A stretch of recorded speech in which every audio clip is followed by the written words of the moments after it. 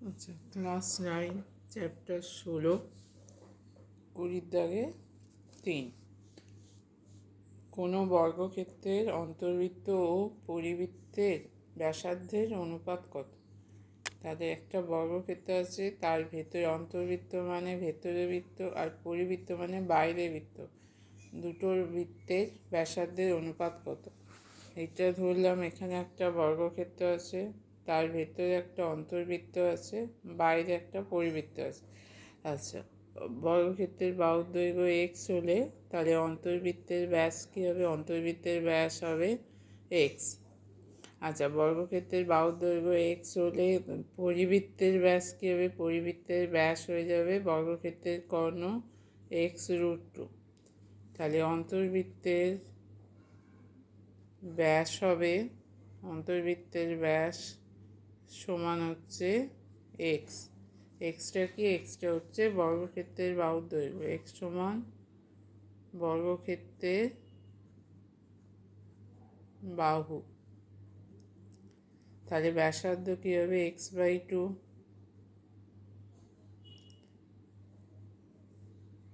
তাহলে ব্যাসার্ধ হচ্ছে x/2।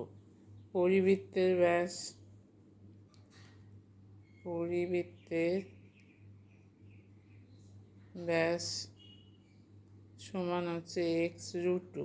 বর্গক্ষেত্রের কর্ণের দৈর্ঘ্যটা, বর্গক্ষেত্রে যেটা কর্ণ সেটা পরিবৃত্তের ব্যাস হবে। তাহলে ব্যাস সমান x√2। ব্যাসার্ধ x√2/2।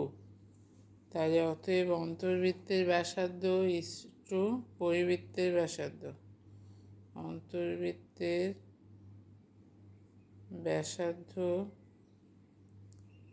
ইসটু পরিবৃত্তের ব্যাসার্ধ, এই দুটোর অনুপাত সমান হবে সমান x/2 ইসটু x√2/2। x/2 ইসটু x√2/2। 2 কাটবে, এক্স এক্স কেটে যাবে, তাই এখানে থাকবে 1, এখানে থাকছে √2। তাহলে উত্তর হবে 1:√2।